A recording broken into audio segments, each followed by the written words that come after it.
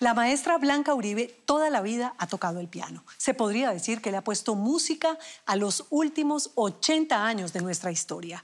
Es como si su piano fuera la banda sonora de varias generaciones. Momentos que suenan a tristeza, a nostalgia o a pura felicidad. Héctor Córdoba tuvo la suerte de escuchar un concierto lleno de buena nota.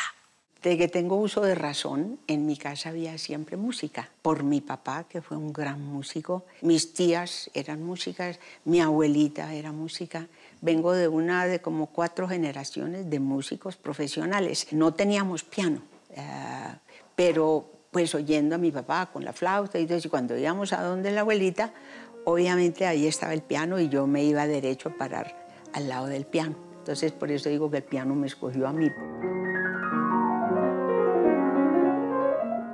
Se podría comparar el talento de la maestra Blanca Uribe con la fuerza de un rayo, o más bien, con el sonido de un trueno, que estremece la tierra cuando suena.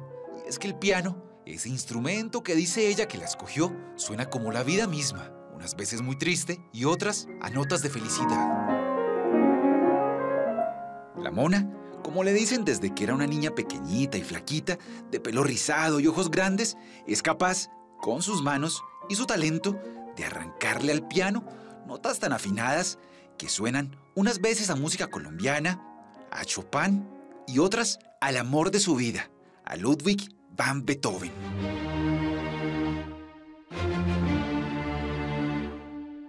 La música ha estado en su vida desde que tiene memoria. Fue la tercera de 6 hermanos y todos en su casa eran músicos. Su bisabuela, sus abuelos, sus tíos y su papá, don Gabriel Uribe García, su maestro, su amigo, su confidente, el hombre que le heredó un talento como ninguno. Maestra, ¿y desde que conoce el piano siempre soñó con hacer música? Ese amor por la música es heredado de mi papá. Cuando me encuentre con él sí me voy a quejar de algunas cosas, y es que no me dio el talento que él tenía, porque el talento de mi papá era impresionante. Nos regaló un poquito nomás. Un poquito, Un maestra. poquito nomás. Así es ella, una mujer de 83 años, con una sonrisa que enamora. Nació en Bogotá en 1940, pero vivió su niñez en Medellín. Era 1948, la época de Lucho Bermúdez y Matilde Díaz. En ese mismo año lanzaron Sal Si Puedes y contrataron a su papá, a don Gabriel, junto a los más grandes músicos de la época, para tocar en un hotel de la ciudad de la eterna primavera. Contrataron aquí el hotel más bonito, más elegante que había en Medellín, el Hotel Notibara. Y se vinieron un año ellos sin traer las familias porque no sabían si se iban a regresar, si los volvían a contratar. Y obviamente se encantaron con ellos, y ya en el 49, principios del 49 o finales del 48, nos vinimos para Medellín. Y es que muchas cosas pasaron en ese agitado 1948. Blanca Uribe tenía 7 años y ya se perfilaba como pianista. Colombia iba por tercera vez a unos Juegos Olímpicos, los de Londres 48. Don Gabriel Uribe, junto a Lucho Bermúdez y su orquesta, firmaban un contrato millonario para grabar con Discos Fuentes y otras disqueras, un hecho sin precedentes en la música colombiana.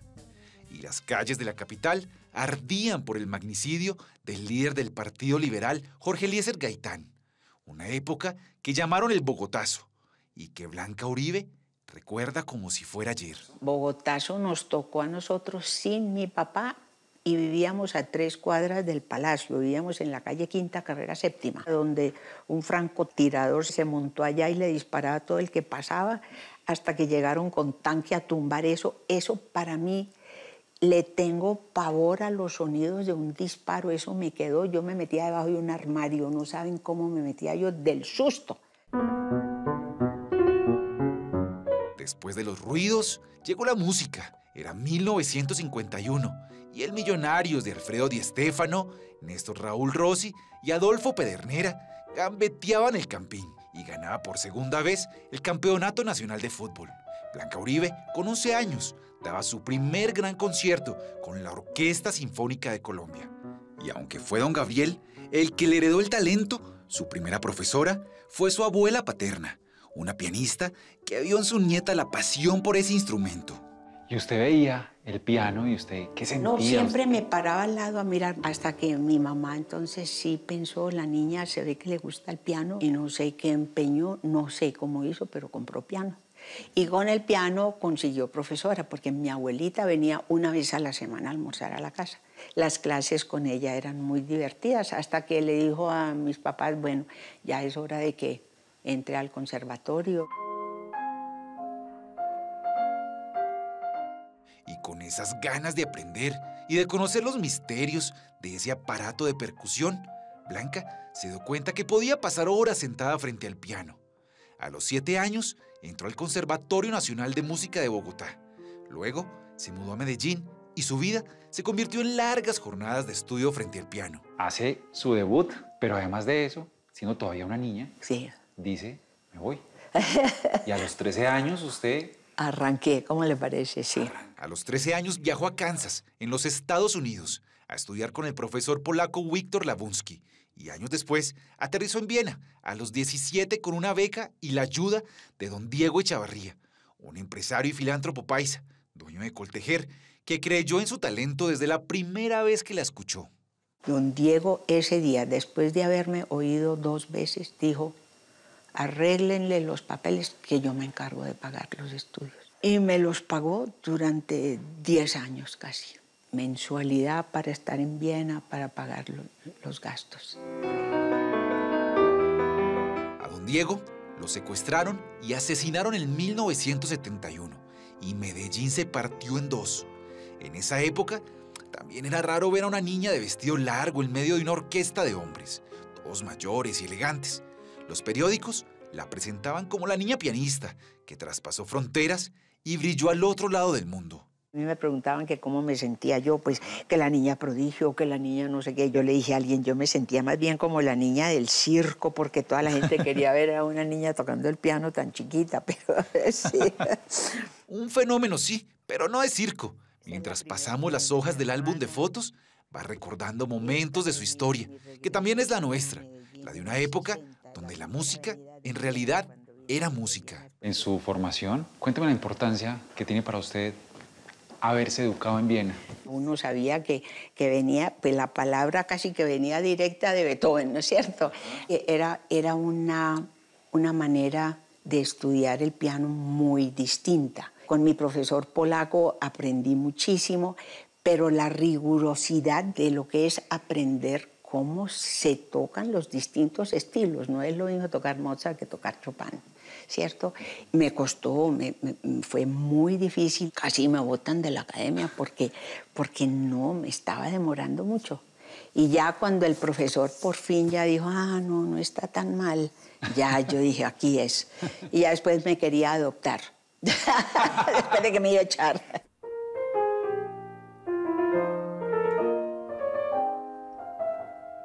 Y es que eso de aprender a tocar piano en el lugar donde Beethoven pasó la mayor parte de su vida era un reto personal y profesional. La maestra se entrenaba como una deportista de alto rendimiento, como si fuera para un mundial, y ensayaba entre 8 y 12 horas diarias, hasta que caía la noche. Incluso pasó 3 años sin ver a su familia.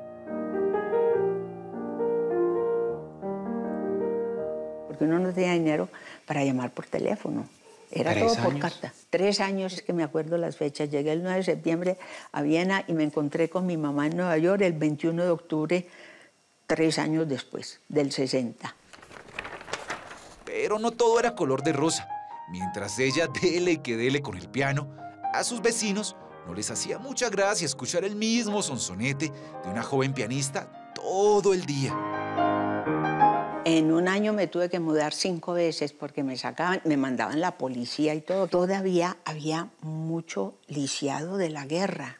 Entonces yo creo que ellos sí querían silencio y amo estudiar el piano, de verdad que sí. Es un gran sacrificio. A veces uno dice, ay, tengo que estudiar porque tengo que tocar. Pero ya una vez que yo empiezo a estudiar, sí, esto es lo que me gusta. El piano se convirtió en su refugio, en una obsesión que la llevó a los más importantes escenarios del mundo. Se podría decir, sin exagerar, que se ha presentado en más lugares que todos los reggaetoneros juntos. Ha sido solista de las orquestas sinfónicas de Berlín, Praga y Viena. de la Nueva Filarmónica de Londres, la Orquesta de Castilla y León, la Orquesta de Filadelfia y las principales orquestas colombianas. Esa es la última que recibí del gobernador de Antioquia. Y se ganó la mención de honor en el concurso de Chopin en Varsovia, uno de los más prestigiosos del mundo. Este es el diploma del concurso Chopin. ¿Y alguna vez en la vida quizás dijo no más? Pues algunas veces sí, un poquito que ver con la edad, porque ya uno se cansa más. Antes uno estudiaba 6, 7 horas y bueno, y al día siguiente igual. Ahora si lo hago, sí me siento un poquito cansada. Entonces ya he dicho varias veces que me voy a jubilar, pero ya nadie me cree. Yo necesito que me suene fuerte, ¿no es cierto? Entonces, ¿qué peso le pongo? ¿Qué velocidad y ataque? Y es que la música se mueve por sus manos con tanta fluidez como el aliento. Escalas de emoción que van mucho más allá de la edad. ¿Quién nos inspira en este paisaje tan No, imagínate, bonito? no, la paz, la tranquilidad. Vive en el oriente antioqueño, entre las montañas de la represa La Fe. Me invita a caminar por su casa que bautizó El Reflejo. Me toma del brazo y me habla de un árbol que sembró en homenaje a su perra, una pastora alemana que todavía recuerda con nostalgia. Y aquí, ahí está Eco. Vive con Tinto y Lucas, sus 2 perros. Fue profesora en la Vassar College de Nueva York durante 36 años y luego en la Universidad de EAFIT. Sus alumnos todavía hoy llegan a su casa y la consultan con admiración y respeto. Blanca es antes que nada maestra, fuera y dentro del auditorio. Su afición principal es enseñar. Al parecer, lo disfruta tanto como tocar. Su generosidad no conoce límites y en la sala de su casa, donde tiene un enorme piano, un Steinway alemán que compró en Hamburgo, da clases particulares a jóvenes estudiantes. Las sonoridades que uno logra sacar del instrumento y eso me encanta, me encanta buscarle el color y todo eso tiene que ver con el cuerpo, la velocidad del ataque, el peso, tanta cosa que me encanta investigar y pasársela a mis alumnos. En 1977, mientras el mundo lamentaba la muerte de Elvis Presley y los fanáticos celebraban el estreno de Star Wars, a Blanca Uribe y a su amigo Halmar de Grave se les ocurría nada más y nada menos que conmemorar los 150 años de la muerte de Beethoven, tocando todas sus 32 sonatas para piano, completas, de comienzo a fin. Una cosa que a Beethoven le tomó hacer 3 décadas. Ellos querían hacerlo en un concierto sin precedentes, una hazaña con visos de locura. Lo que más duro me dio fue con una sonata de Beethoven. Y a uno siempre le dicen que cuando uno tiene como esos malos momentos con una obra que uno nunca más la quiere volver a tocar. Pues no, para mí como que no la pude tocar, pues sí la voy a poder tocar. Y no solo una. Exacto, entonces fue como un amor por Beethoven. Un amor, una locura, ensayó durante un año con sus días y sus noches, incluso las sonatas más difíciles de tocar. Estudiaba en mi casa todo el día. 10 ¿Cuánto horas, tiempo? 10 horas, 9, 10 horas, por la mañana, por la tarde, por la noche. Al vecino de la casa en Medellín yo le dije, ay, qué pena, me da tanta pena, pero tengo que estudiar todo el día, ¿te molesta mucho? Y me dice, más bueno para dormir. Yo no sé si era un piropo o qué, pero en todo caso no tuve problema. Y mi papá me mandaba, no sé, llegaba la empleada con emulsión de escodo, yo no sé, para fuerzas que me daban. Fue una experiencia impresionante. Casi tan impresionante como ella. ¿Hay algo que quizás usted pueda decir que le hizo falta por hacer en su vida? Sí me habría gustado tener hijos, pero es que tengo 1 millón de hijos putativos, porque tengo los hijos grandes y ahora los nietos. Sus alumnos se convirtieron en esos hijos y nietos que nunca tuvo. Una familia musical que también comparte con sus grandes amigas pianistas. Teresita Gómez, somos hermanitas, nos conocemos desde mucho tiempo. Elvia Mendoza en Bogotá, una señora pianista. Ruth Marulanda, por favor, que toca la música colombiana, la que más se parece a Oriol Rangel, como toca esa niña. esa niña, digo yo, ya todas tenemos los 80. Les cuento muy entre nos que alguien quería hacer un concierto de las viejitas y creo que sí se va a llevar a cabo, pero yo no sé cómo lo van a presentar porque suena un poquito ridículo las 4 viejitas de 80 años que van a tocar, ¿no es cierto? No sé cómo lo van a hacer. Hoy el sueño está más que cumplido. El talento de Blanca Uribe tiene un sello personal que no se parece a ninguno.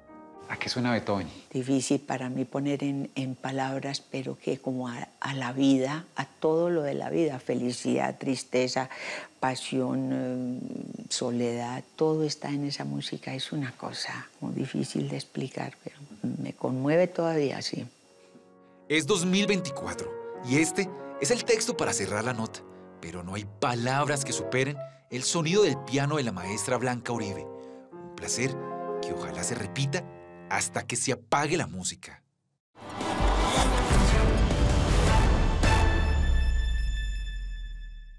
Cuando ya no esté, Blanca Uribe piensa donar su piano para que estudiantes destacados puedan seguir sus pasos. Gracias. Muchas gracias, querida maestra. Ahí tienen otra gran historia. Una, pero es que no hay una, ni dos, ni tres grandes historias, como digo todos los domingos. No, la ventaja aquí, donde usted se puede suscribir, es que hay miles. Todas las historias de los informantes están ahí, las puede ver, volver a ver, repetir y compartir, lo que quiera. Nos vemos el domingo. Los espero con 3 grandes historias.